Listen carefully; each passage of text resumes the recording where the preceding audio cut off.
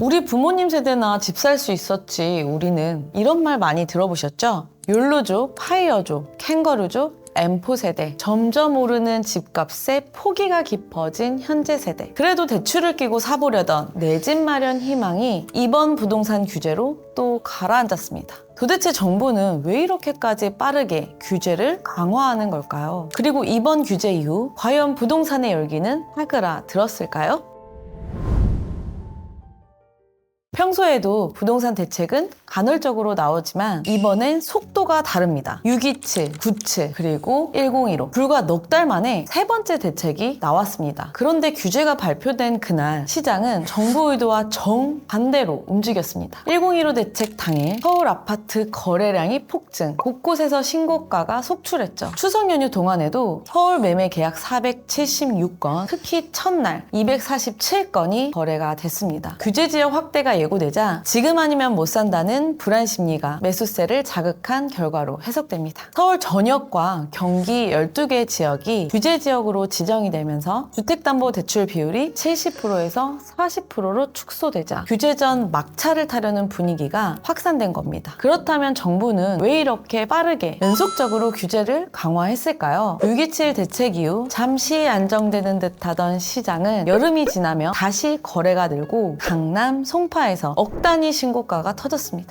불씨가 커지기 전에 정부는 97 대책을 꺼냈지만 일부 핵심 지역의 온도는 식지 않았죠. 결국 정부는 한 달 만에 한 번 더 냉각제를 투입했습니다. 바로 이번 1015 부동산 대책. 이번 1015 부동산 대책의 중심은 크게 네 가지입니다. 첫째, 고가주택 대출 한도 축소. 즉, 비싼 집일수록 은행에서 빌릴 수 있는 돈이 줄어든다는 거죠. 집값이 15억 원 이하인 경우는 최대 6억 원, 15억 원 초과 25억 원 이하인 경우에는 최대 4억 원, 25억 원이 넘는 초고가 주택은 최대 2억 원까지만 주택담보대출이 가능하게 세분화했죠. 이는 고가주택으로 몰리는 투기성 자금, 레버리지 투자, 쉽게 말해 빚을 이용해 수익을 키우는 투자 방식을 줄이기 위한 조치입니다. 빚으로 집을 사서 오르면 차익을 챙기는 구조, 그걸 정부가 이번엔 정조준한 거죠. 둘째, 전세대출 이자의 DSR 반영. 여기서 DSR은 총 부채 원리금 상환 비율로 본인의 소득 대비 갚아야 하는 대출의 원금과 이자의 비율을 의미합니다. 쉽게 말해 내 월급에서 얼마나 대출을 갚는데 쓰이는가를 계산하는 지표예요. 이 수치가 높을수록 다른 대출은 거의 불가능해집니다. 그동안 전세대출의 이자는 이 계산에 포함되지 않았는데 이제는 1주택자가 수도권이나 규제 지역에서 전세대출을 받을 경우 그 이자도 DSR에 합산됩니다. 결국 전세를 끼고 집을 한 채 더 사는 구조, 이른바 갭투자가 훨씬 더 어려워집니다. 셋째, 규제 지역 확대. 규제 지역을 확대하면서 대출이 더 까다롭고 거래 신고나 허가 절차가 강화되었습니다. 이번 대책으로 서울 전역과 경기 일부 지역이 조정 대상 지역, 투기과열 지구, 토지거래 허가 구역으로 추가 지정되면서 정부는 이렇게 불이 옮겨붙기 전에 미리 방화선을 친다는 식으로 한쪽을 막으면 다른 쪽이 가열된 현상인 풍선 효과를 사전에 막겠다는 의도를 밝혔습니다. 넷째, 대출 심사 강화. 은행이 대출을 심사할 때 적용하는 스트레스 금리의 하한선이 기존 1.5%에서 3%로 2배 높아졌습니다. 여기서 스트레스 금리는 앞으로 금리가 더 오른다고 가정하고 계산하는 금리입니다. 즉, 미래 금리 상승을 미리 대비해 미래에도 갚을 수 있는 사람만 빌려주겠다는 겁니다.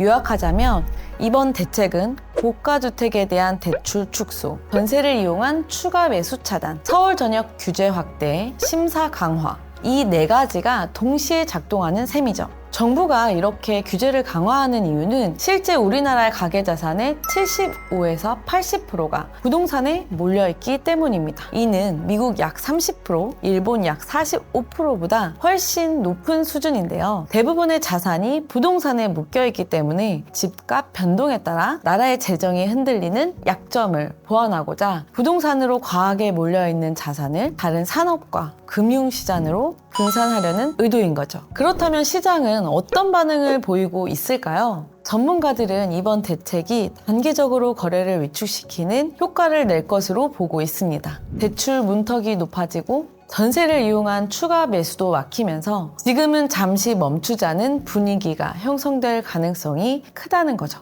다만 가격은 지역별로 다르게 움직일 전망입니다. 강남, 역세권, 신축 아파트 같은 핵심 지역은 여전히 수요가 탄탄해서 버틸 여지가 있지만 외곽 지역이나 노후단지는 거래 감소와 함께 가격 하락 압력이 커질 수 있습니다. 즉 시장이 전체적으로 내려가기보다는 양극화가 심화되는 구조가 될 가능성이 높습니다. 한편 향후에는 규제의 영향으로 비규제 지역의 수요가 몰릴 가능성도 있습니다. 아직은 규제 지역 막차 수요가 발표 직후에 집중됐지만 규제가 본격 시행된 이후 대출 규제가 적용되지 않는 비규제 지역은 투자자와 실수요자에게 매력적인 선택지가 됩니다.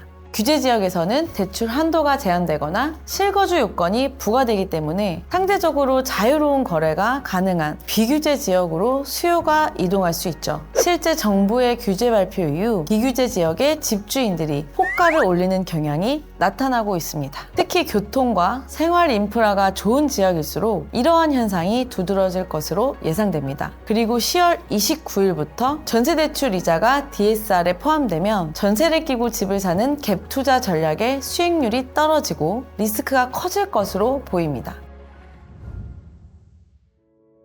이번 1015 부동산 규제, 여러분은 어떻게 생각하시나요? 댓글로 여러분의 생각을 자유롭게 남겨주세요. 오늘도 영상 시청해주셔서 감사합니다. 빌딩진영쌤이었습니다.